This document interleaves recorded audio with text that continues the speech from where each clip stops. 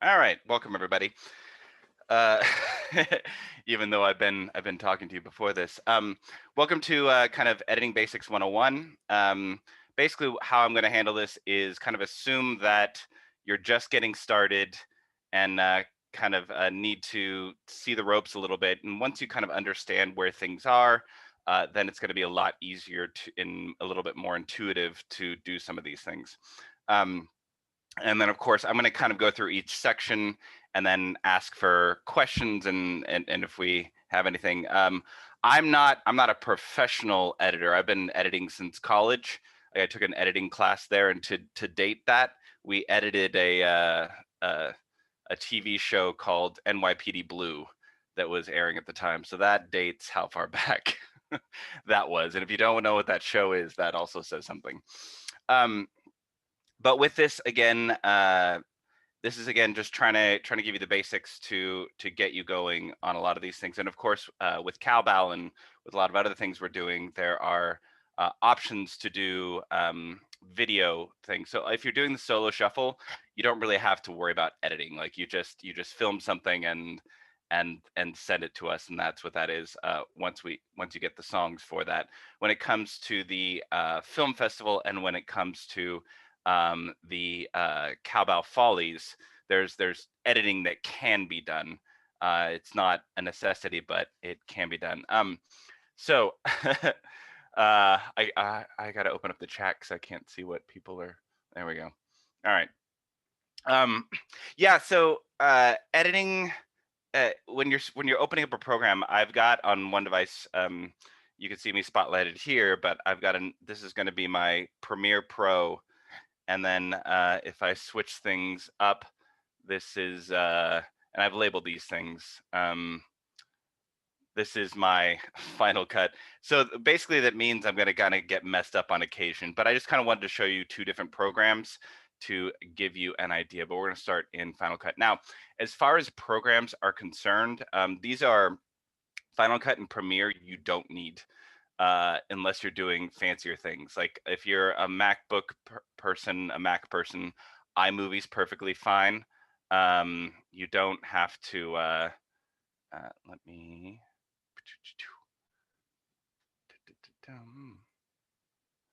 I'm respotlighting. Why won't that? Oh yeah, this is gonna get weird. That's fine though. All right.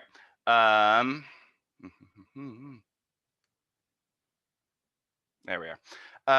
Yeah, but most editing programs are pretty similar. There's just like little logistical things that are different. Sometimes they name something different and kind of go through that. But that's why I'm giving you the two programs, but we're not going to worry about Final Cut for a moment.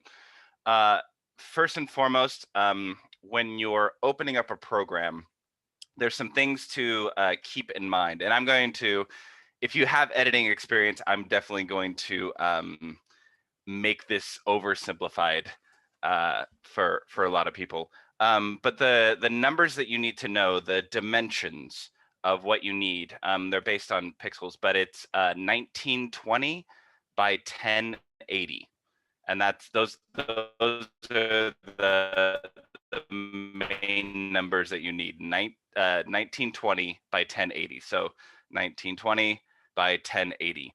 And that's going to be useful for something down the road, but also when you're either setting up the project or when you're exporting it after. Those are the numbers you need. The other number you need is 30 frames per second, 30 FPS. A lot of film is done with 24, but we're dealing with live streaming and things like that, and anything to do with Brett Dallenberg is going to be 30 frames per second.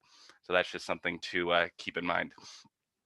Okay, so I'm going to start screen sharing here. And bear with me because, yes, I know. There we go. All right, here we go, Premiere. Okay, can everybody see it? Thumbs up just in case. Okay, perfect. All right. So what you see here is you see a blank screen, and this can be pretty intimidating at first. First and foremost is getting everything that you need into this program. So once this is already, if I go back to this screen, this is what you would go to with, and then you would set up a new project over here in the corner. But I set up a project yesterday. I filmed a couple things of me doing Dean Collins Shim Sham, the first half of it, in my living room because I needed something new. But so basically what you're going to do is you can import things. So you can import the files, but really most things now are just drag and drop. So if you have something open, then you can just drag some of those things over. What you want is, I'm just going to kind of talk about this window, because this is going to be very similar to what you get in most programs. So normally on this side somewhere, like right here, is where you drag and drop those files. It's kind of like when you open up a puzzle box and you kind of dump out all the pieces. That's what this area is. And then this area right here is going to be your timeline. You'll see what happens when I drag that over. But this is kind of where your puzzle pieces are, and this is where you're actually going to do all the editing. So if, for example, I would drag this over here, now I'm dragging it onto the timeline, and you can see like that pops up. This is where a lot of the editing, and this is where all the magic kind of happens. And if you notice over here, this is going to display what's happening here. Now, if I just for a second undo that, by the way, any mistake you make can be undone. And that's, I think editing is big to know that if I let's see, if I make a mistake, so for example, I end up cutting in the wrong place, I can always undo that. So that's just something to keep in mind, is that it's never too late. Okay, so with this, you can see is if I'm over here and I double click this, it's going to show up over in this corner. This isn't on the timeline yet. This gives you the option to, you can decide if you want to like start there and end there, and then you can kind of drag that over to the timeline. It's going to be a reduced thing. But they just kind of give you an idea of the setup. So you've got your timeline here, you've got your puzzle pieces here. This is kind of editing those puzzle pieces, and this is really the window that you're going to be seeing all that. See, when I scan over, you're going to see what's going on there. So I'm going to undo some of these things. I'm going to show you, give me just a second. I'm going to move over to Final Cut. Replace Spotlight. All right, so we're back. Now we're here. And just to kind of show you on Final Cut. Now, Final Cut is basically just a fancier version of iMovie. It just has a lot more options. So you can see here on Final Cut, but Doom. So it's a similar type of thing. So you can see now this is where all the puzzle pieces are.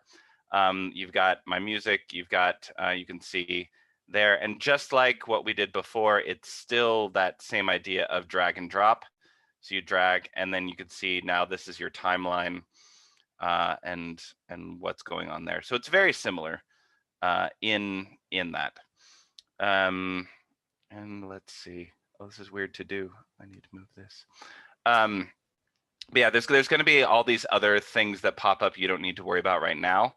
But that's just kind of giving you a basic idea. And then, of course, if you didn't want to do that, you can always undo. And of course, there's always shortcut keys that you can learn later on. But in the beginning, that's a lot of memorizing going on.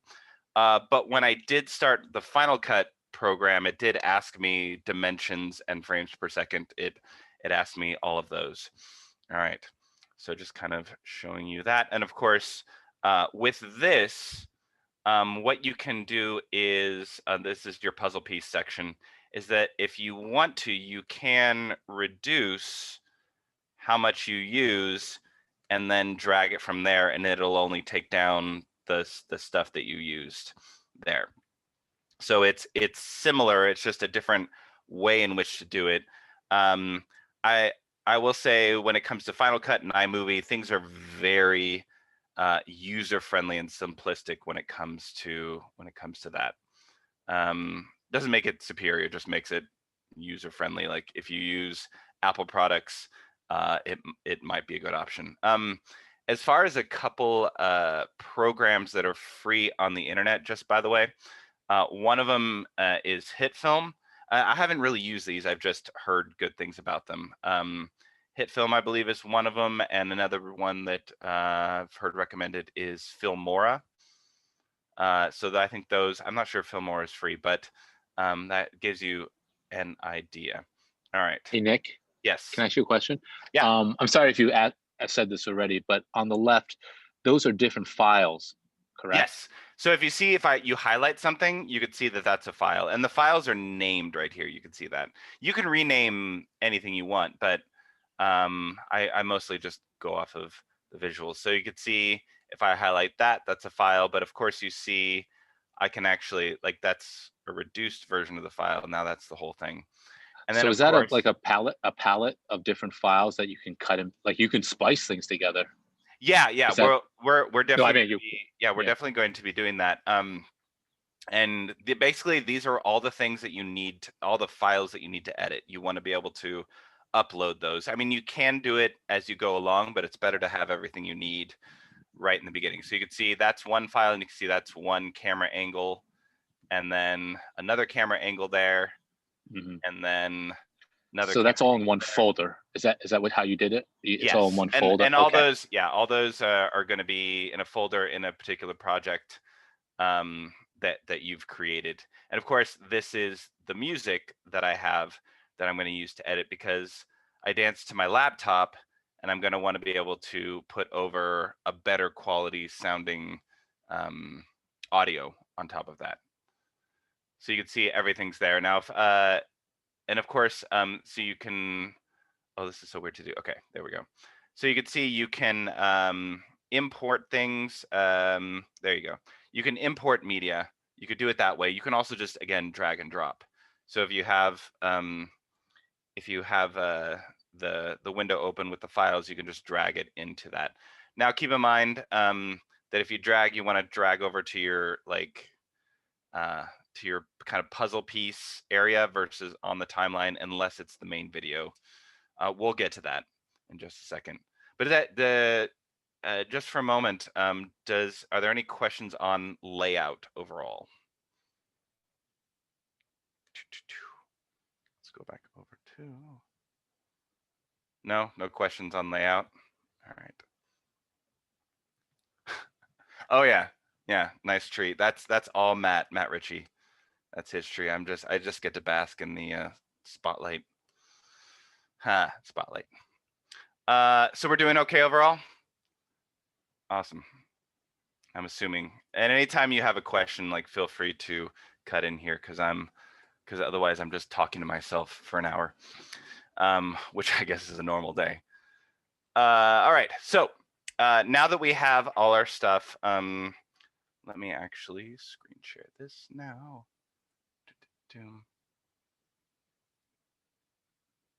There we are. All right. So I'm back in Premiere, Pro. There we go. So with this, you can see that, again, I have everything here, and then of course timeline. Now, again, I'm going to be talking about this a little bit more dance oriented. There's so many things you can do with editing, but just I want to give you a layout of the timeline. And this is going to hold true for a lot of programs. So this is kind of my main shot, my main video over here in this corner. So I'm going to drag this over to the timeline. And of course, usually there's always an option to zoom in and out of things. So now you can see that's a closer up version, that's further away. For right now, I'm just going to keep it so you can see the whole file. Wrong way. It's weird going back and forth between Premiere, and I started off with Premiere when I was younger, and then when I had Mac products, I went to Final Cut and now back to Premiere. So it's a lot of juggling. Okay. So you can see you can see in this corner, I've got this whole video going on. Now, what's happening right here is that on top you have the video and below you have the audio. So everything above this is going to be your visuals. Everything from video to graphics, this is going to be your visuals. Everything below is sound and auditory. So you can see that. And what you're going to do is, for now, is these two are attached. If you notice, if I drag in a sound, it's going to be green and it's going to be underneath there. So if I drag in sound there, I'm going to undo that for a second. If I drag in a video, you're going to see that the video is on top and the auditory is down there. Now, a lot of times you do have the option to just drag the video. But I'm going to show you something that you need to know ahead of time. So right now we've got the video and the audio. The thing is that if you do anything to either of them, it's going to affect both. Now, in the beginning, you're going to want them to stay connected, but eventually, what you're going to do is, if you see here, is that in this you see like in Premiere, it's unlink. In Final Cut Pro, it's going to say detach audio. And you don't want to do that until you're ready. So what I recommend for dancing, for example, and I might be kind of jumping around here, so I apologize, but is I want to keep them attached. Now, what I recommend is, if this is your main video that you're using, keep the audio attached because it's going to sync with your dancing. What you want to do is you want to bring the audio in here to line it up with everything. But before we do that, is that we need to kind of cut the beginning. So as you can see, I don't know if you can hear this. Can you hear it? Okay, that's fine.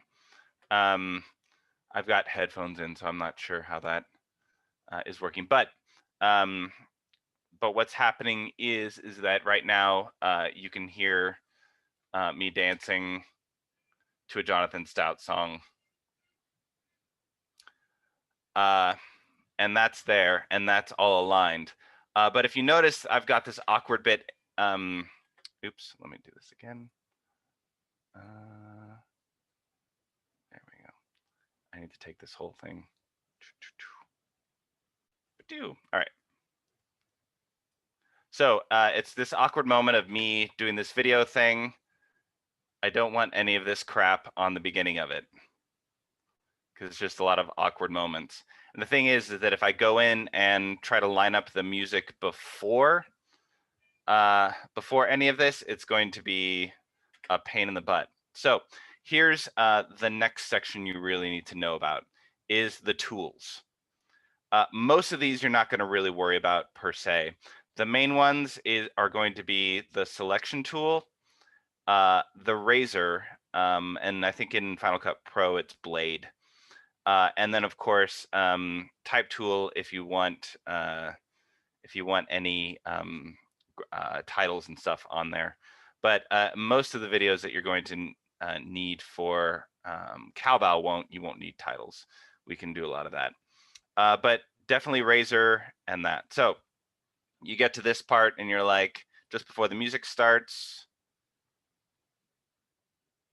Okay, that's where the music started, was right here. I'm going to add a little buffer to that. And the reason why, as I'll show you in a little bit, is that I'm going to cut that. So you can see it cuts both that section. Now here's the big thing. Here's the mistake that I make a lot of times when I'm just not paying attention, is that when you choose a tool, you have to click out of it to choose a different tool. So when you've done the blade or razor here, you need to click back in order to do anything else. Otherwise, if you didn't and you try to like remove something, you would just cut that again. So just keep that in mind, is that you need to click back and forth between tools constantly. All right, so we are back to there. So you can see that I can highlight that section and I can delete it. And it's just backspace or delete key. And then what can happen there is I can either highlight this whole thing and move it. Some programs like Premiere will let you right click and it'll kind of automatically do it, but you can do that. The reason why I left a little buffer at the beginning of the video, it's always better to leave a little bit extra than it is to get very precise right away. Because a lot of editing, you want to start a little bit bigger and work your way down. If you go full perfectionist right away, it can go against you sometimes. Because I'm a perfectionist, I'm giving this to perfectionist advice. The reason why is because I've decided that I want to actually fade in this video.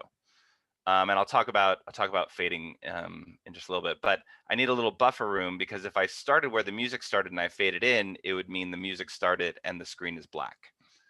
So I'm just leaving a little buffer room for there. All right, so I've done that. I've now left a little bit of buffer room there, and then of course anything you can do, you can fix a little bit later.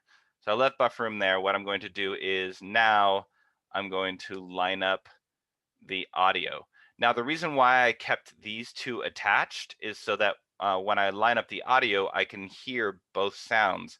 And so I can move this back and forth to line up where that audio fits perfectly.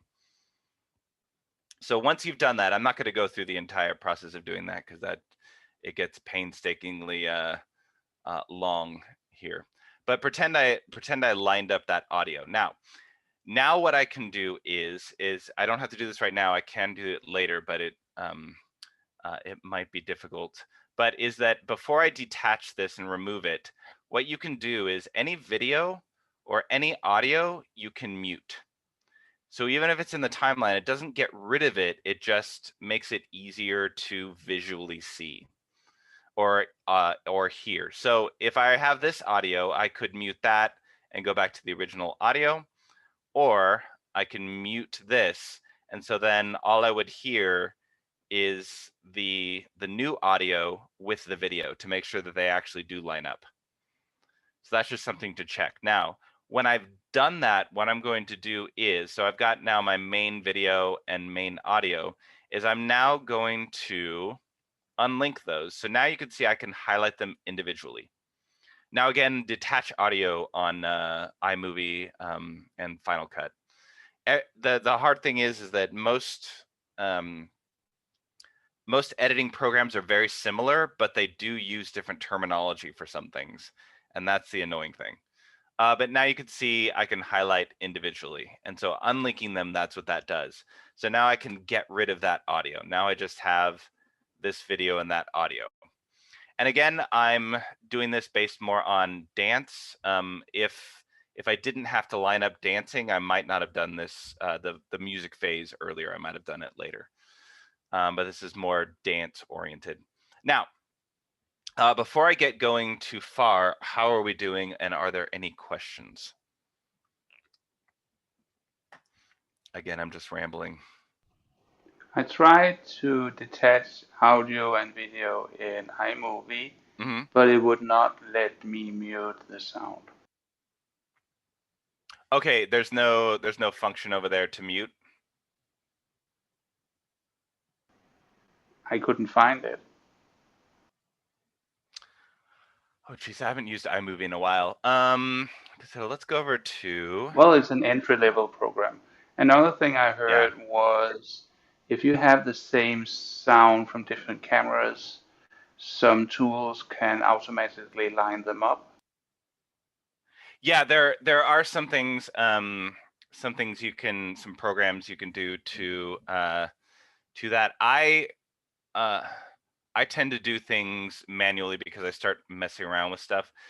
There's like with a lot of these programs, you can download different fonts that you want. You can download different programs. Like Adobe has like a whole suite of different types of programs that they all kind of work together, like After Effects, Photoshop.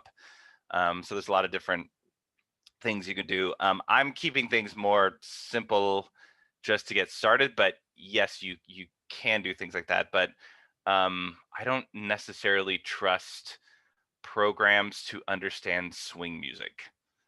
That's a big thing for me.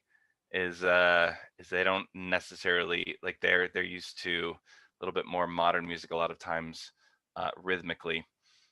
So I tend to just match that up. It's pretty easy to match up sound, quite honestly, if you already have the original sound and do that.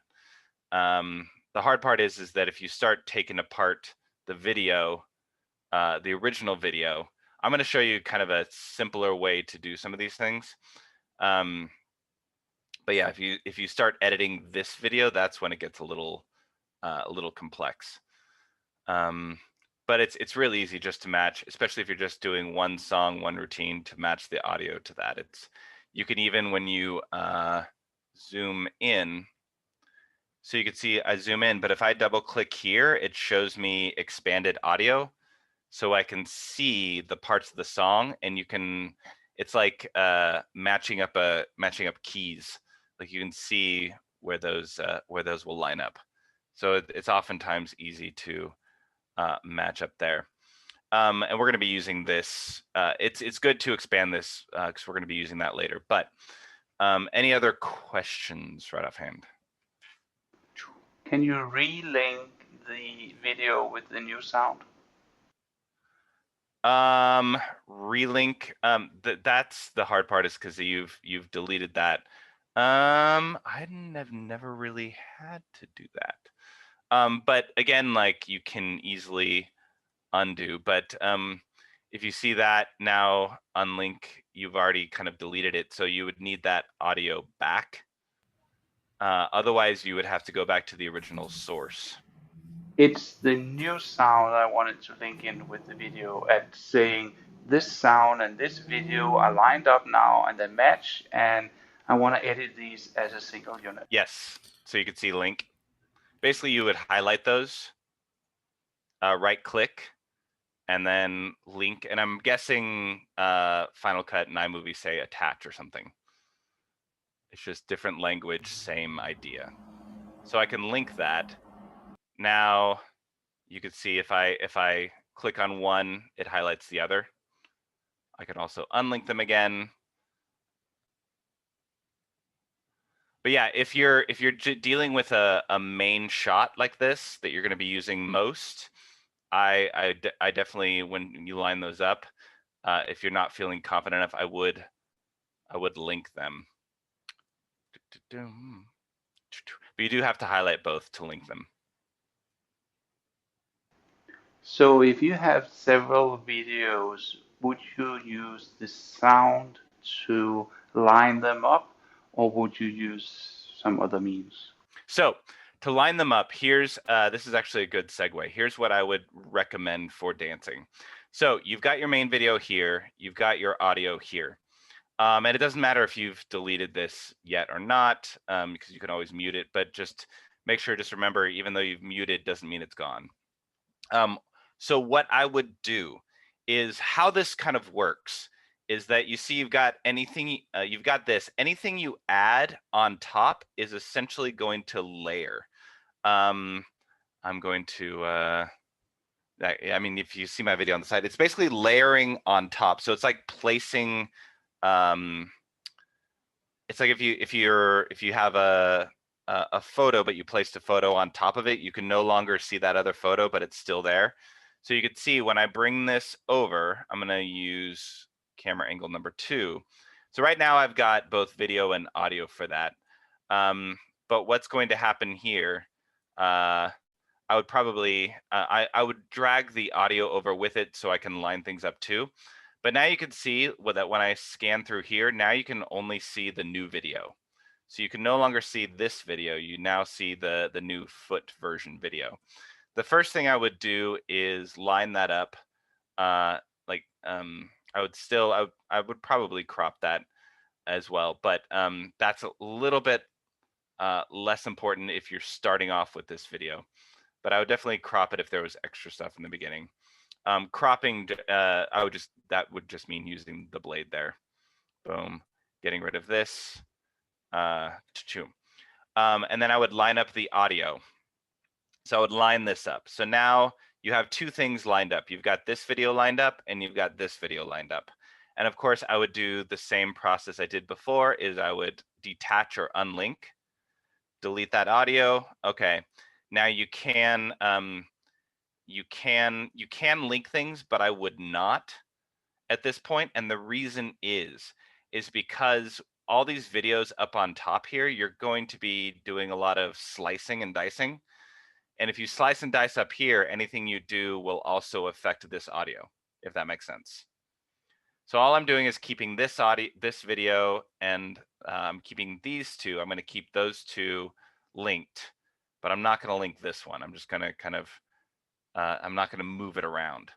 Now I can also bring this down if you want.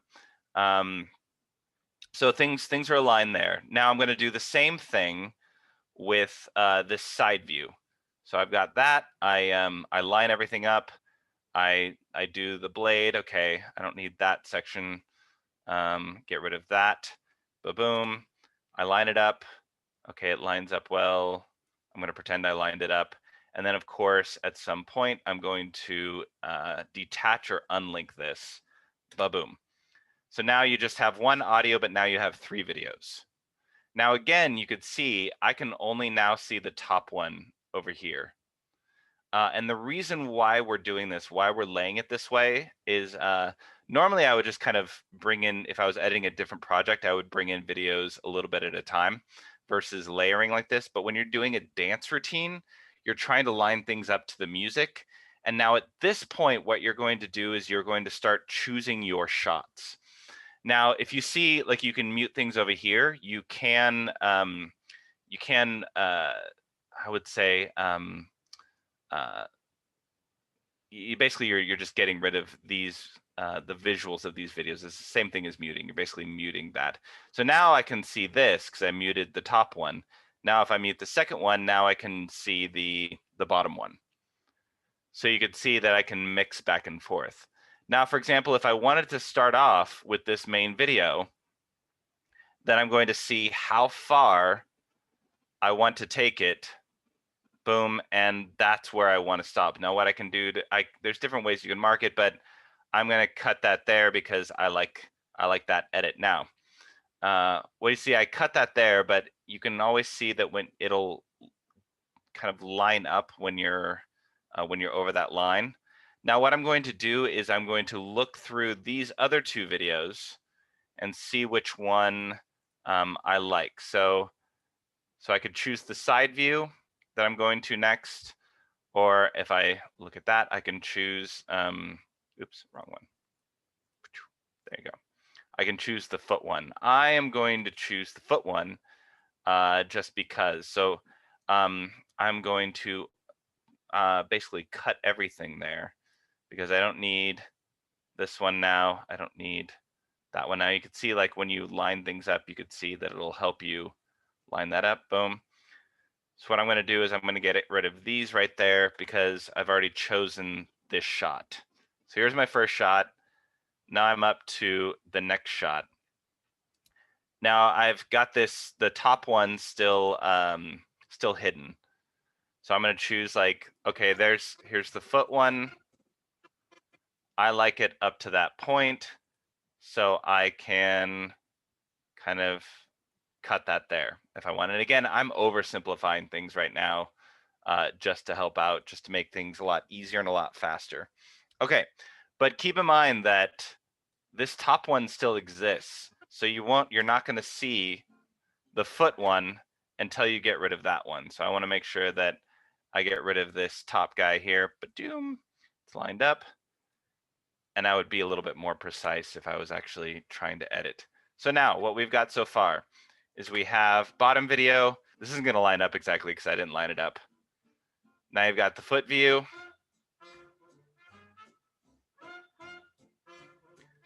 Now you've got the top view. So basically you're using this. And the reason why I recommend this for dance routines is because it's very simple. If you're trying to create like some sort of montage or create something else, you would probably approach this a little bit different.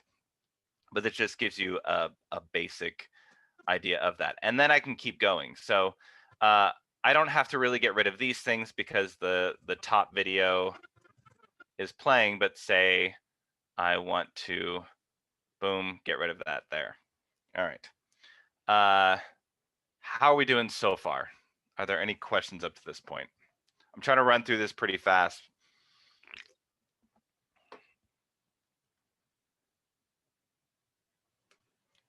Are we doing good? Checking the side thing here. I see thumbs. Most of you have your cameras off, so I'm going to assume. All right. So now we just go through, we did a lot of editing, we got rid of things. And let's actually do, I'm just going to simulate something. So we get rid of that. I wanted to go back to my original shot. So I clear the path. So there, I can go back to the original shot and that's still there. It just makes it much easier if you've already lined up the music to just now kind of choose your shots, especially if you're going on one routine. One thing I do want to say, just to put this out there, is that when you're filming something, and it's one person or one couple or whatever it might be, make sure you have camera angles that don't jump cut too much. So you can see you've got full view, you've got lower half, and that'll be fine with that transition. Basically the camera has to move enough. If this camera angle was a little too far in front, it would look weird to jump from there to there. If it was just, if the cameras were too close together. That's just something to keep in mind when filming, is that you want your camera angles distinct enough. What if you use the normal wide and then tele on the other one? Sorry, normal wide and then tail it on what? So my phone using Filmic Double Take, I can record from both the wide and another camera, which could be the tele, and then I could show both of them, but they would have the same angle. It's just a different amount of zoom. Would that be out of disturbing? That it kind of depends on what's going on. So in the new kind of YouTube generation and like TikTok generation of things, we've gotten used to a little bit more jump cuts, and you can see like when somebody is on a video cast and they've edited down, like you see them talk and then it jumps to them saying something else. We've gotten used to that a little bit. With dancing, a close-up could be like a close-up or a medium shot. Close-up, medium shot can be okay, but you do have to be careful about that. But with dancing, close-up shots are better for like little throwaway shots. Like for example, like you just want to show an expression, but you're going to be missing out on dancing, so you don't want to stay there too long. But those close-up shots can help in the editing booth. It's like filming extra things, so you can have like a little that little throwaway shot, and plus little close-ups of expressions are nice. But again, with dancing, you don't want to get too close for too long. Otherwise you lose a lot. But if that makes sense. But I do recommend filming from different angles if you've got a medium shot or more.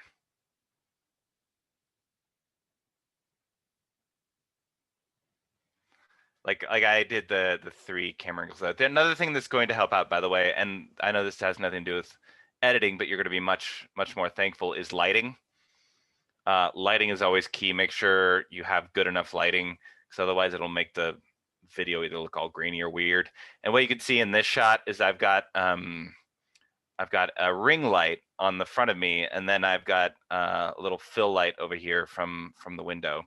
So, and then of course that fill light is also going to light the background a bit. I could have turned these on to light the background, but it would be a different a different type of lighting, and it could do weird things with the color.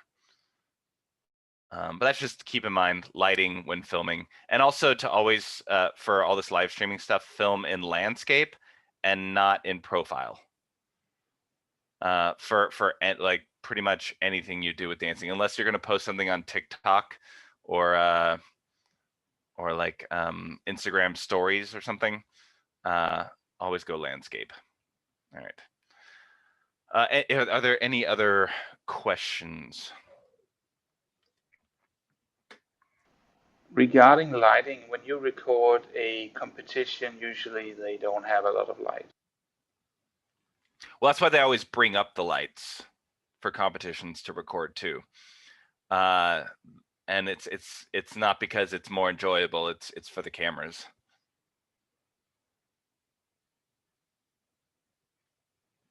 But most videographers like Brett and stuff like that will adjust for that. And also when you're recording, you can usually on your phone or whatever device you're using, all the 1920 by 1080 and the 30 frames per second, you can adjust on there. The other thing you want is to make sure that it's at constant frame rate and not variable.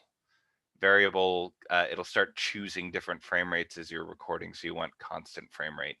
You can always go into video settings on a device for that, or recording settings. How are we doing? Okay. And I'm going to be jumping around a little bit just to kind of show you the basic ideas. Now, again, with some of these contests like Solo Shuffle, you don't have to worry about any of those things. You record yourself like we recommended with those specifics, and that's good enough. Let's talk a little bit about these things up here. So there's different things that you can do with audio and video. Like for example, I said there's different effects you can have. Every program, again, will label these a little bit different, but effects, if I click over here, oftentimes you'll see a new window pop up. And sometimes it's going to be over here. The layouts of each program are similar, but sometimes they're different. Sometimes you'll see those pop up over here. But you could see if I go back to editing, we go back to that original screen, you could see this is that way. And then when I go to, oops, I wanted to go to effects, you can see that changes a little bit, but you still have everything you need right there. But now we have effects over here. Now, I'm going over to video transitions. The big thing I will say is that you want to keep this as simple as possible. You don't want to try to do all these fancy wipes and dissolves like they do in the Star Wars movies. Like originally they had to do that in the Star Wars movies because they were trying to fix the film, not because they thought it was great.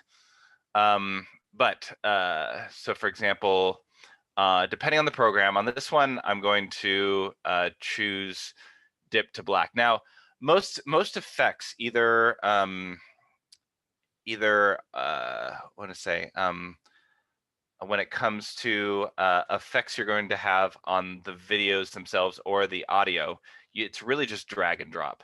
So you can see I'm going to drag this dip to black, and it's going to be called something else on Mac. I'm dragging it on top of that, and these are transitions. So this is going to be at the front of that video, and you can see now that it's going to go from black and it's going to come up there. I use dip to black a lot in for live streaming things, so we're not just like jumping from one thing to the next. It can get a little bit abrupt. But with that dip to black, once you're there, I can go in, I can get a little bit closer. You can always get closer to adjust things, and you can adjust the timing of those transitions. You can always take the end and adjust the timing. That being said, even if you've cut something down, and say, for example, you're like, well, I want more of that video. I want it to happen a little bit earlier. You can take that and you can drag it and add more, because the original puzzle piece source is still over here. So it's still using that same puzzle piece source, and you can mess with that as much as you want. Anything on here, it still exists, even if it's not on the timeline, if that makes sense. Again, you can always correct something if you make a mistake. So you can see now I've adjusted the timing on this, dip to black, perfect.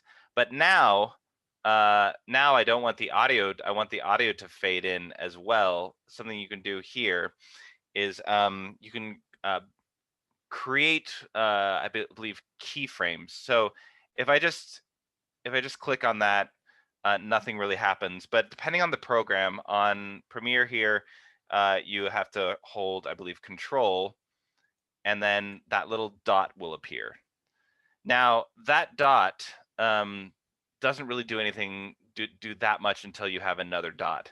Now, if you take this line right here, and this is going to be the same on all the programs, if you just take that line and move it up and down, it's going to adjust the entire volume. So you can adjust the volume however you want when it comes to that. But I've added a keyframe here. I'm going to add another keyframe right here. So to having 2 points, boom. So I've added that keyframe. Now, these 2 keyframes allow me to mess with the audio. So what I can do is I can leave this keyframe, this little dot here. I'm going to mess with this one. So I'm going to pull it down. So you can see I can pull it down. It's going to mess with that, but I'm also going to drag it here to the corner. And now that's going to fade in your audio to where you want it, if that makes sense.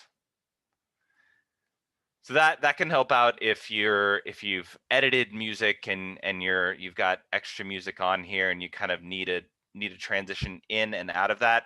So for example, if I had another piece of music here and I wanted to blend these together, I could. I'm going to bring this up here. I'm going to add a keyframe here and here. So this music's now playing, and now it's going to transition to this piece of music. So it just doesn't jump automatically. So it allows for a little bit more blending of the songs to make for an easier transition. Most of you won't need to use that, but I'm just giving that as an example of other ways in which you can. Let's get rid of this guy. I don't need this guy anymore. Work on transitions. Now, of course, I can do the same thing at the very end. I'm not going to need that whole song, so let's just cut that song. There we go. So the same things you can do at the end is that you can, there are sometimes like you can have audio transitions and you can kind of drag and drop that effect, but I tend to like to have a little bit more control. So now you can see on that is that I have that little fade happening there. And of course I can adjust that. I can, oops. There we go. I can make that fade longer, shorter. I can change the duration here. But again, simplify in and out. Now, it doesn't mean you can't just jump right into video, but I tend to like to have a little bit of a dip from black to video, and then same thing at the end is add that same little dip to black. Now, keep in mind that if I did it to just this video, I have to do it to all the videos if they still exist.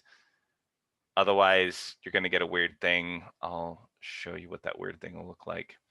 Let's undo this. Could you not just put another layer on top with the transition?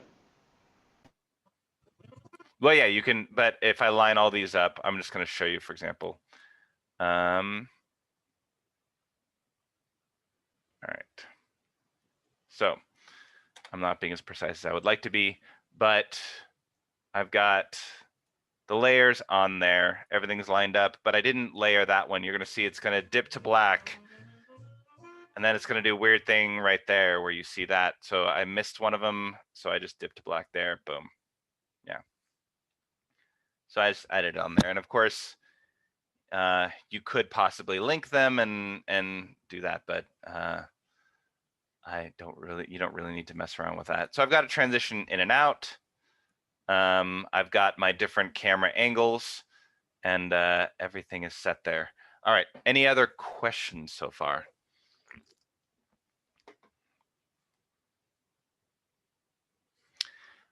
Let's go to titles for a second. You won't really need this graphics. You won't really need this too much. Like you can just go over to the, if I go back to, go away. There we go. Trying to go up to click editing, but now it's going to the Zoom thing. Just a second. There we go. All right, editing. So you can see I can go to the type tool, and if I wanted to add something, I could just add type, or you can go to either graphics or titles, depending on the program that you're using. There'll be different options for it. And if you're not sure what any of these things do, if you just hold over it, it'll kind of tell you what things are. And you, of course, you can always go up to these windows if you want to do things manually with some of that. But you can see I've got let's say I just want to add in a lower third, and all that means is that it's a graphic in the lower third of the frame. So then there. Now, I need to make sure I can double click this. I can type whatever it might be. I can change things over here. I can change font, but make sure still kind of highlight something, change the font, change the color. You can add a drop shadow. Anything you do can be adjusted. So for example, like if I drop shadow there and I'm like, well, that's a bit much, I need to reduce that. You can adjust things so that makes it further away, that makes it closer. Anything you do can be adjusted. So any type of effect, graphic, you can adjust a lot of these things to make it how you want. Sometimes it's just playing around with the different levers if you're not really sure to adjust certain things, but anything can be changed. Oftentimes I'll use like a little drop shadow just to separate it from the video. Gives a little bit of dimension to pop out, especially if there's a lot of movement and things going on, or if the background is very light. Sometimes if you don't have the drop shadow, you can see it fine here, but if the background is really light, you wouldn't be able to read the text so well. So drop shadow helps with that. How are we doing so far? Cool. Any questions on these things so far, or scenarios that you might have when it comes to editing dance things that you might fall on? And again, of course, the graphic can be adjusted where you want it. If you go back to, you're highlighted here, if you go back to the, where are my tools? If you go back to editing, if you've got this, you can, if you click on that, I can move where I want those things to be. So you can move any of those things. So even if you've dragged and dropped, you can move things. And we're going to get to that a little bit, moving around things a little bit more in just a second. But I'm not going to worry about the graphics right now, because with most cowbell stuff, you're not going to need those titles. We can add those in. If you're doing a film festival video, you can add your own titles. That's perfectly fine if it's kind of part of the whole flow, but you don't have to. We got actual editing people on board for that. Any other questions so far?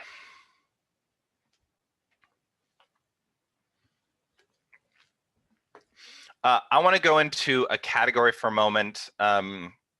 This gets a little bit trickier on the editing side of things, but this is for if you're, especially in quarantine times, if you can't get together with your teammates or people you're putting together a video with, but you want to be on the screen all at the same time. Now, there's different things you can do when it comes to this. Is that you can see right now, I've got this highlighted. I've kind of double clicked on this. You can, if you can, like you can see, a lot of those options that I had over here are now over here. So just because you got rid of options doesn't mean they're gone. You can, now I've got this over here, adjust the, I want to say the size. Sorry, losing my train of thought. You can adjust the size of the clip. You can do this by manually doing it. You can go in and actually manually edit the size. The number I will give you, say for example, and of course you can, once you've done that, you can, if you want to, drag it over and put it to the corner. So basically you can have like 4 videos playing at the same time. And this is another reason why lining up your videos so that they're all aligned will help. But there's different ways to go in and do this. Most of you aren't going to have to do this, but the number, if you want to go in and manually do this, is that you can make the video go to 50%, or the number you can type in is 480 by 270. So if you think we had 1920 by 1080, if you're going to divide that by 4, if you want 4 segments, it would be 480 by 270. If you want to write that down, you can also just do the math. So I could do that, and then I would just have to make sure it's a line there, and then I would do the same thing for 4 other videos. Say, for example, I had this one there. I could do the same thing with this video. Is I've reduced that. Oops, let's get that there. Reduce that. I can go in and manually do it over here, but then now I've got that in the corner, for example. Line those up. So you can add those little 4 segments, and again, there's different approaches to this. You can go in and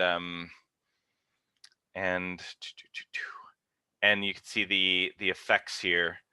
You can go into the effect control, and you can motion. You can go in and you can change the positioning. You can change the scale. So I'm going to change the scale to 50% because that's actually what I'm going to need. And I'm going to change the scale here to, I believe, 50%. So now I've got that, and I've got that. So that'll help out. Sometimes you might need to make this bigger to do there. But if you got the 4 videos, you want to make sure that just things line up well enough. It takes a little bit more adjusting, but just to kind of go in there. And of course, you could instead, so I've got 480, it's not 480 by, so with positioning, it takes a little bit more math to figure that out, but you can easily just manually just go in and move things around. That makes sense as far as making the 4 boxes, or you can make it 3 boxes where you could have one here and then 3 boxes. It just allows you to have multiple people dancing at the same time. There's different things you can do with fancy transitions and stuff like that, but I'm not going to worry too much about that. Again, making things easy. The one thing you want to be careful of is, again, if you have weird like black space there and you don't intend to, just make sure you actually get those things. And you can see the blue lines a little bit. There we are. There, and then of course I don't want that. Yeah. Does that make sense as far as that takes a little bit more editing skills, but and again, all these things, if you got a specific thing like this, you can always go to YouTube. There's a million different tutorials to find some of these things. Some better, some worse. How we doing? There's a lot of material I'm trying to get to in just over an hour. All right. I'm gonna stop sharing. I'm gonna look at your faces for a moment, or your screens. How we doing? How we doing so far? Perfect. You only showed Premiere Pro and not Final Cut Pro. Oh yeah. I think it matters about. That's I was about to jump over there. All right.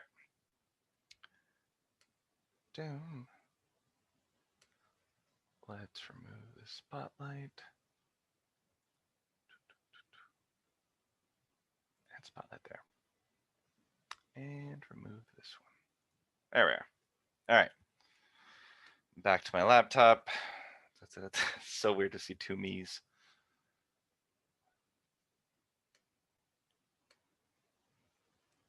All right. Now we're back to this. So similar things. So let's go to my main video.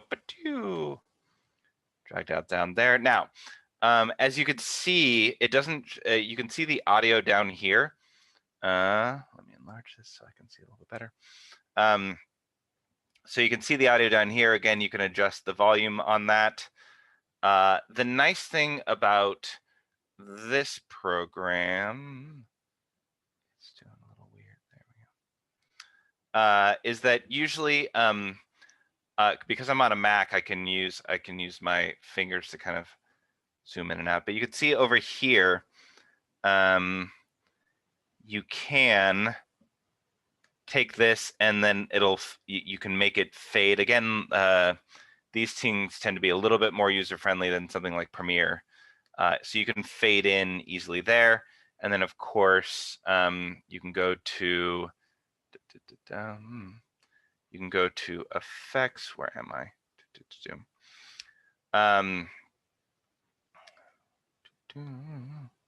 Effects. Good, there's the effects. So you can add, don't worry about any of these things. These are just, most effects and stuff like that on Final Cut and iMovie, most of them are all super cheesy and terrible. The more effects and transitions you try to add in, it doesn't usually, I forget what it's named here. Oh, that's not it. But what is, so I've been using Premiere for a little bit, but yeah, you can find different effects. But if we go here, so you can see right now, I'm going to detach, oops, that's not what I wanted, detach audio. Good. So now it's detached, and now I can delete them or change things. I can do the same thing with keyframes.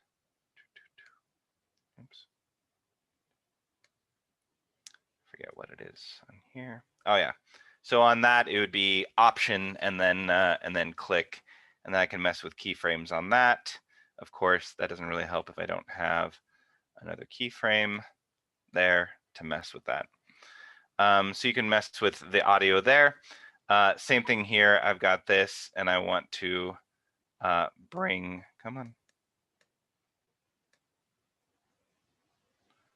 this video down, for example. And now I've got it layered on top. So it's the same thing there where things are layered. You're only going to see the top video unless you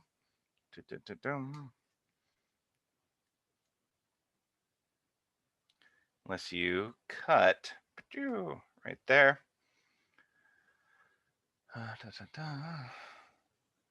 Where'd all my things go?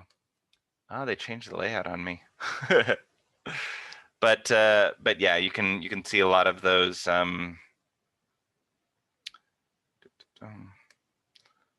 options, and of course a lot of those. I hate when they change the layout on me. But basically, you can do most of the same stuff in this. It's just going to be a little bit different. Close that. Oops.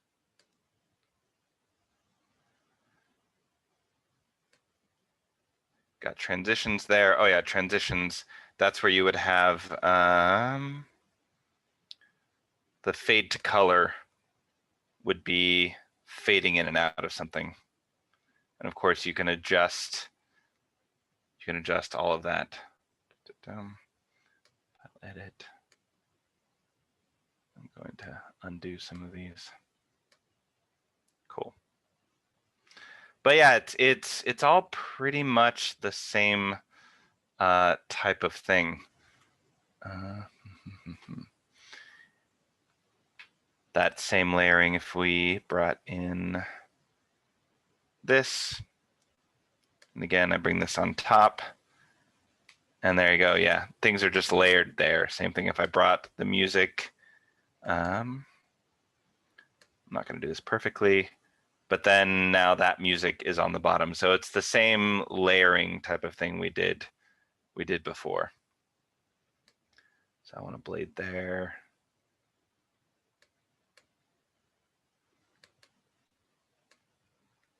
They changed things on me. But does that make sense?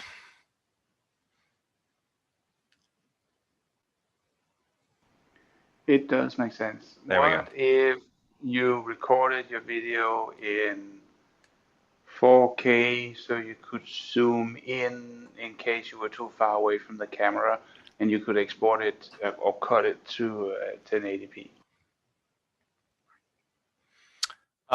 You want to zoom in? So like I video recorded in 4K, and Yeah. then I happen to be too far away from the camera, and I want to export it in 1080p anyway, so I need to have potentially a movable frame from the camera that would encompass the dancers. I mean, you can. Oh, I choose the wrong. You can manually go in and do some of these things. So, like that. I mean, you can enlarge or decrease the size of these things. So, if you go here, transform, you can mess with a lot of this and actually like zoom in manually there. And again, this is the screen you're working with. So when you zoom in, you're just zooming in on the video that you have.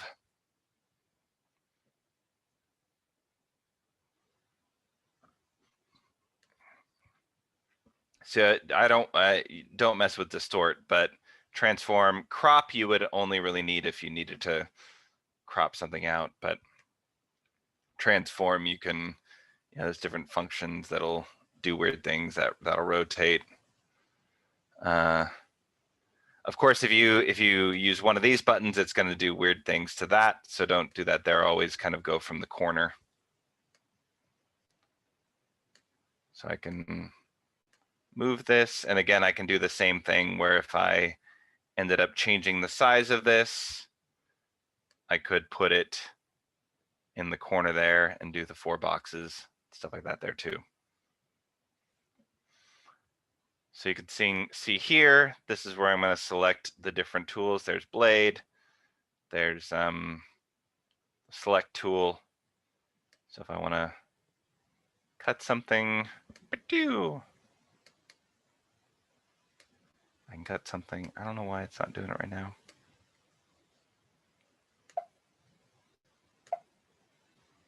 That's being weird. But yeah. And then of course, the nice thing about this, it's pretty easy. You could see that I can, why is it? I haven't messed with Final Cut since I've done some updates. But it's pretty much all the same options. And iMovie is going to be basically the same thing as this, just with less options.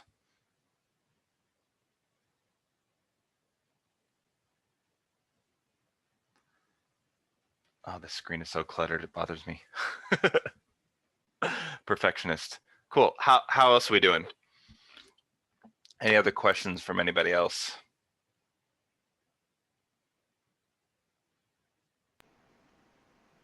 Doesn't sound like it. Well, then I'm gonna ask, how important is it that the sound is lining up perfectly when you So dance compared to when you speak? I would say speaking, if it's not aligned, is obvious to everybody. Dancing when it's not aligned will be obvious to all dancers. So Doesn't that definitely, depend on how much is out of line? yeah. I mean, but you can also adjust it to make it look more on time. Say, for example, if you were dancing ahead of the beat a little bit too much, you could adjust the audio to make yourself look like you're dancing kind of more in the pocket. And then, of course, matching up movement. So a lot of editing. I'm going to go back to Premiere for a second here. A lot of editing is a skill set, but a lot of it is sorry.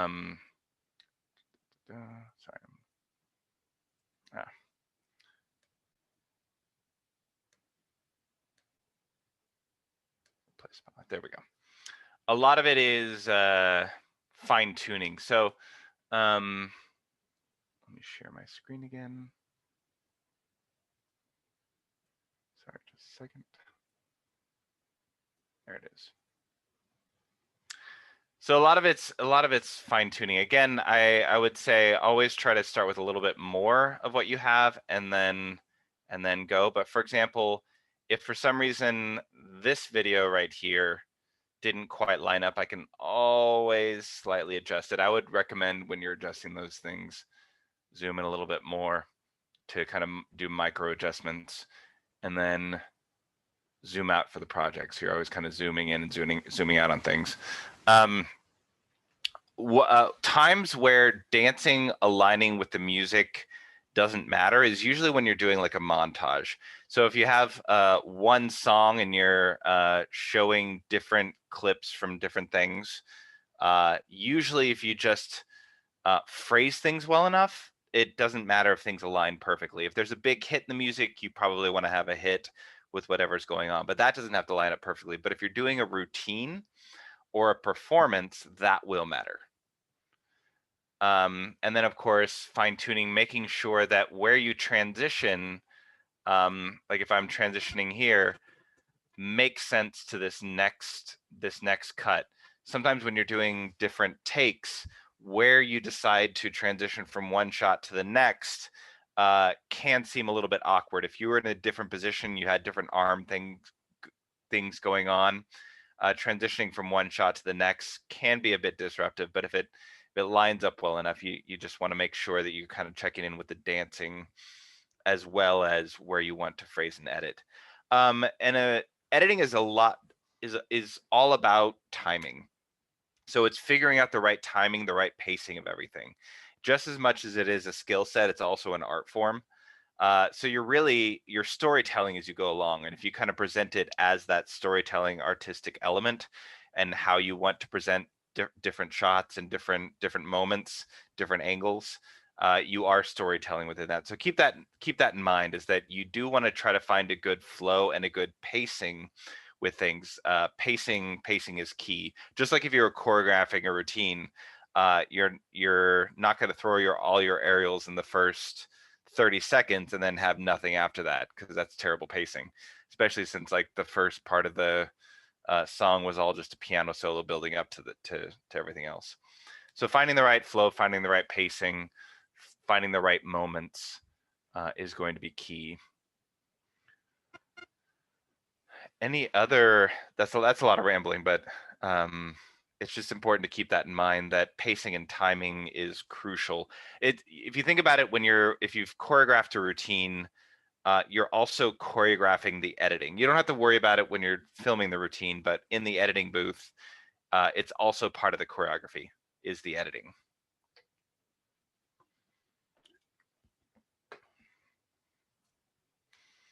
How we doing? Stop sharing for a moment. There's so much to editing, it's hard to reduce it down to just one little I haven't even looked into the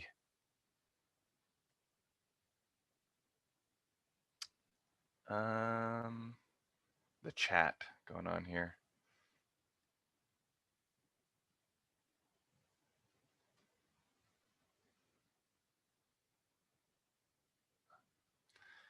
Any other questions? I'm looking at the chat, sorry, just to see what's going on. Oh, thanks, Jeremy, on listing some of those products.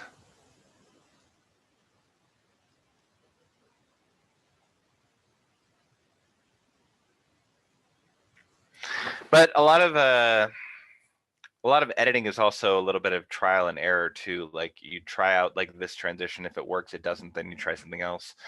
And that's why like having multiple takes or multiple angles or multiple shots always helps.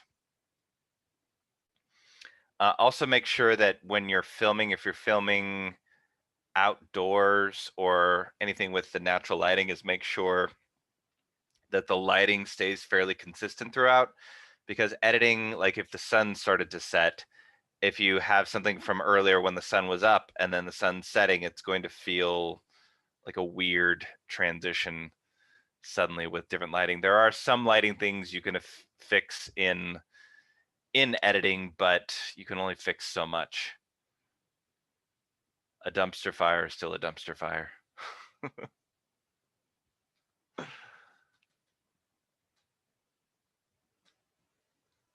Any other questions? Did I miss anything?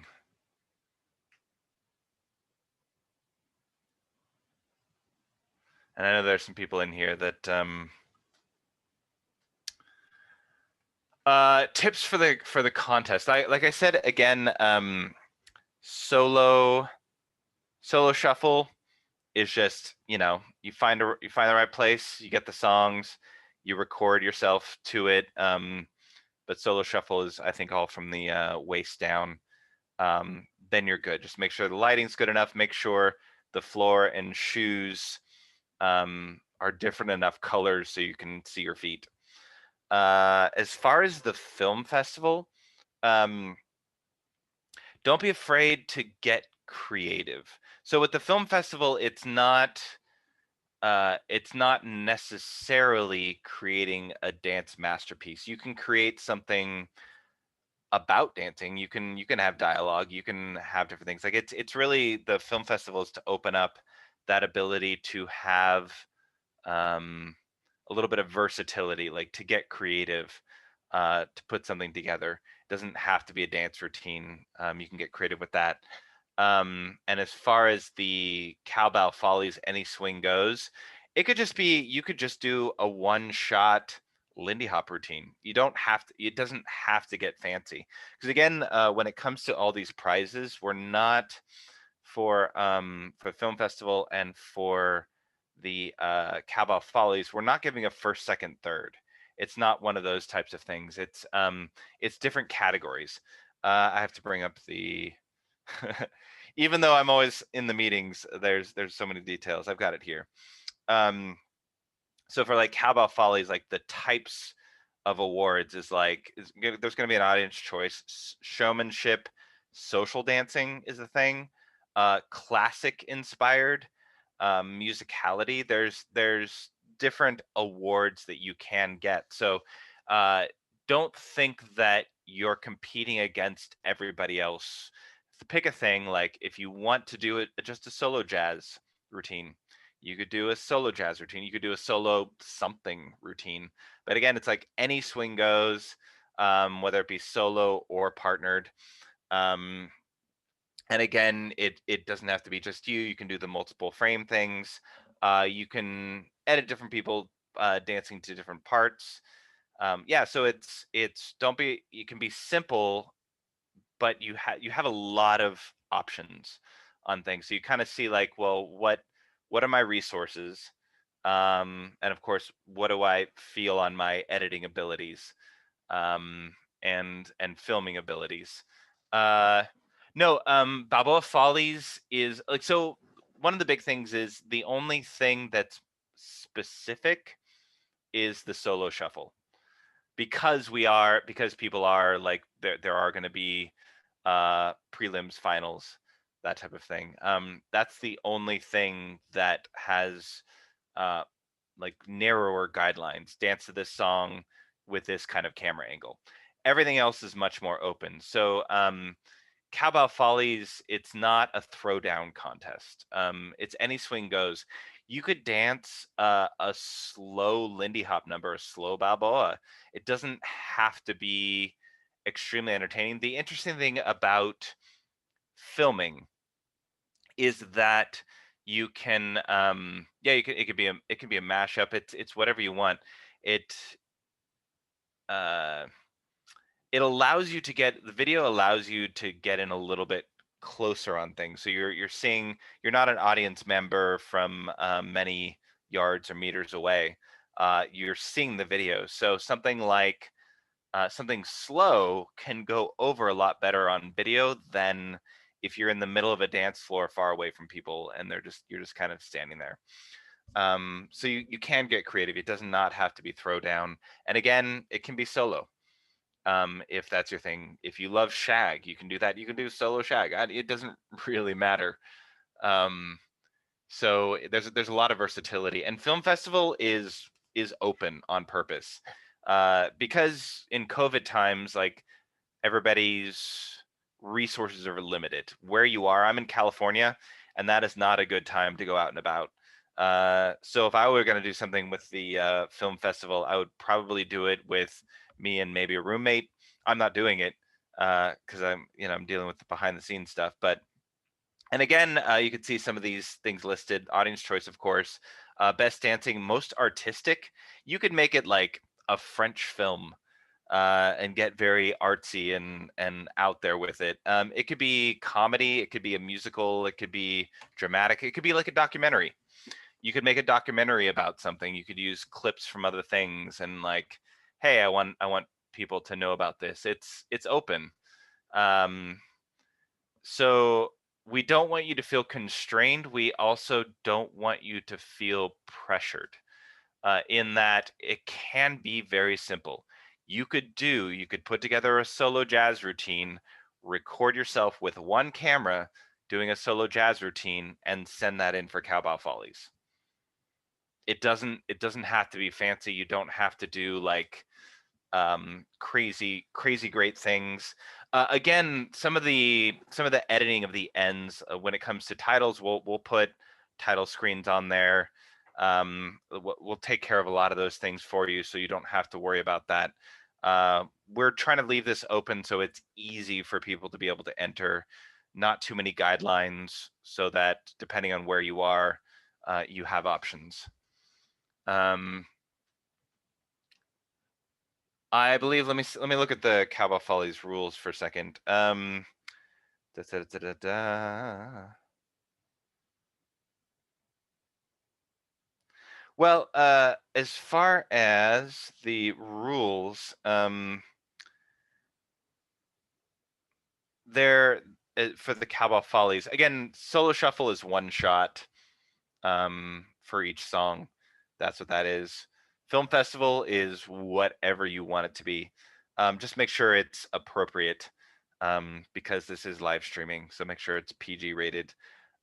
But yeah, basically for the rules, you could see here on Cowbell Follies, it's just like videos between 1 and 4 minutes, keep it PG. At least like one human being has to be dancing in it because it is a dance thing. But yeah, there's no rules on editing and camera angles. It can be one camera or it can be multiple. So that is up in the air. Again, there's different categories. We're not giving a first, second, third, fourth of this. It's kind of like if we get in a bunch of entries and we decide a different type of award would make sense, we'll create a new type of award for that. So there's a lot of flexibility on our end and your end for these things. Yeah. Any other questions? We basically hopefully this helps you in video editing. I did put for those that teach online, I did put a video up of like using iMovie on your phone. Like if you wanted to record a class and you're doing it on your phone and you have iMovie or something like that, you can easily do it on your phone. Anything that I don't have to do fancy editing on, you can easily, if you just need multiple shots, you're kind of like, okay, I said things in this shot. Okay, perfect. I said some things. Now I want to put these things together, tag a title on top of it, and export it. Then there you go. Okay, I do want to show you one thing though. So let me share my screen again. As far as exporting for a second. Oh no, I got to do this. Let's see, share. It's weird dealing with two different devices. All right. So on a program like this, if you go to export, you could see over here, of course, you got your file name right there. Format this H.264 is what you want. for format. And of course, formatting, this is what you want. If you see I come down, there's all these different things. Don't worry about it. That's what you want. That is fine. Like, it doesn't matter if the file is MOV or MP4. That as long as you've got that. And then of course down here you see, just so you can see it a little bit better, if I unclick that box, you see it's 1920 by 1080, perfect. Now here, frame rate. Now if you look here, because my camera recorded in 29.97, that is not 30 frames per second. Even if some devices and stuff think that, this can still throw things off. So you definitely want to go in there and make it 30 frames. So that's important. So checking this, checking that, and checking that. Those are kind of the main things that you need. And of course you can rename that there.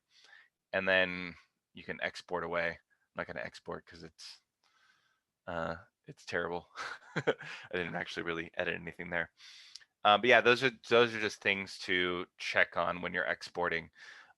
In Final Cut and I believe iMovie, you set a lot of those things up when you're starting a project, but on some other programs, when you export, you need to double check those things. We will check as well. We'll put things through our system and make sure that things are 30 frames per second. But here's the thing, is that sometimes if it's not 30 frames per second, or if there's variable speeds, when we put it through our system, it can make the audio disaligned with the video. So it can make you look off time if we have to go in and filter things. Brett Dahlberg and Grace, they did a lot of the editing for ILHC, and they figured out what programs worked best in having to having to transfer, like a program like Handbrake. They found to be a little bit more consistent with audio and video, but just keep that in mind. The more you do that, the better the outcome for yourself. Yeah. Awesome. I think I've gone over most things. Get rid of this. How we doing? I know I've gone over time, but it's a lot of material to go over.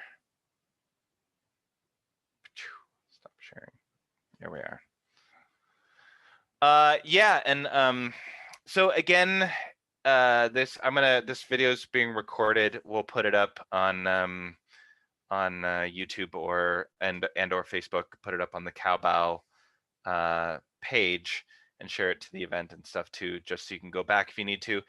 Everything you want is also on a ton. Everybody has tutorials on YouTube. Some things will work towards what you need, but sometimes you have to go through videos. Some videos are outdated, so if it's several years old, some things have changed since then with updates. So just keep that in mind if you see differences.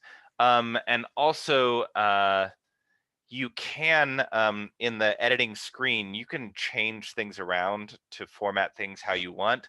I don't really do that too much, but you can arrange things that make it a little bit more user-friendly for yourself, because the presets are where they are, but you can change things if it makes sense to you. I don't mess with that too much because I got used to where everything is. But yeah, I think, let's see. Solo shuffle. Yeah, solo shuffle music is a given. Also keep in mind, don't worry too much about, because we're doing this, we're not streaming this through Facebook as far as Cowbell. It's going through Vimeo. So music won't be an issue. Yeah, so music for anything you do for the solo shuffle is going to be given to you. So you're going to have a file. I think you get like 4 songs or something like that, maybe 3, 4, I forget, right offhand. But those songs are set. You get those sent to you. You dance to those songs, and you don't have to go in and edit the songs You don't have to try to like go in and edit and put the song on top of it. Just dance to the music, make sure the speaker's loud enough, dance to the music. Again, we'll take care of a lot of that if we need to. For Cowbell Follies and for music, you choose your own music and you can edit. You can use multiple sources of music. It doesn't have to be just one piece of music. But again, the more factors you add in, it starts to complicate things a little bit more. So keep that in mind when you're choosing a project, is that know how much you can chew and how much you can handle. Also keep in mind that right now, a lot of people are stressed about the idea of these contests. If you actually go back and watch like some of the ILHC videos and stuff like that, like everything was actually pretty simple. Like you went from this shot to that shot, like when it was film festival stuff. Like not many people did a lot of fancy things. You don't have to get fancy with this. And also keep in mind is that if you have to be masked for shots, if um, if you're limited on where you can do things, that is okay. We are in COVID pandemic times. Everybody understands you are not being judged based on limitations, and that's the big thing that we're trying to get across is go with what you have right now.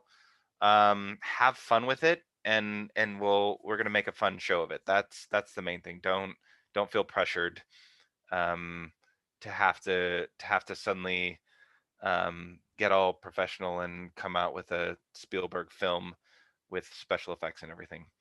That's a bit much. Well, yeah, I mean, because Cowboy Follies is any swing goes, so swing genre will um, probably do you best as far as music. Obviously, it's Cowboy Follies is any swing goes, so if it's a swing dance, then you're fine. But if music gets a little out there, then uh, you might get an artistic category or something. But yeah. All right. Any other final questions?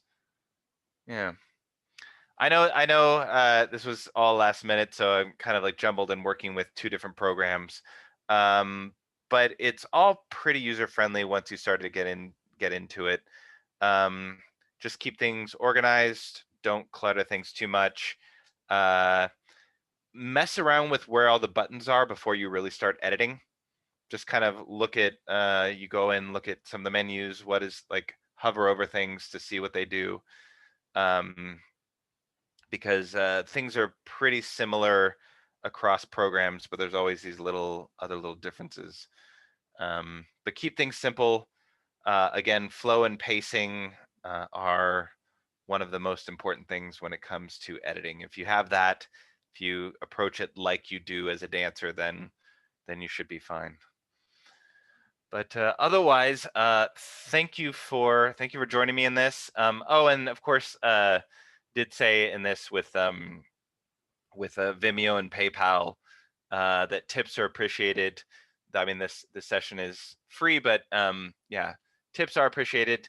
Those things are in the event, but my PayPal is nick@swingnick.com. Venmo is @swingnick. But I appreciate you joining in. We just really wanted to do this just to make sure people felt a little bit more secure in being able to do a lot of these editing functions. I know it's funny, it's like this is all focused on Baby Yoda. I get it. Put the focus on Baby Yoda and not on me. It's just like the show. But yeah, there we have it. So again, thank you very much, everybody, for joining in. If you have any more questions, feel free to contact any of us, and we'll try to help you out with Cowbell. And hopefully, this just helps out with editing in general. And if you feel like getting creative in COVID times and creating your own little projects that you want to put up online, yeah, this will hopefully help you with a lot of that. But thanks for joining in. And again, I try to gear this more for dance oriented type of editing as opposed to getting creative with other things. But if you kind of understand where the basics and where everything is, it starts to become a little bit more intuitive. Yeah, the more you get into all the little nitty gritty details, that starts to get a little bit extra. But thank you everybody.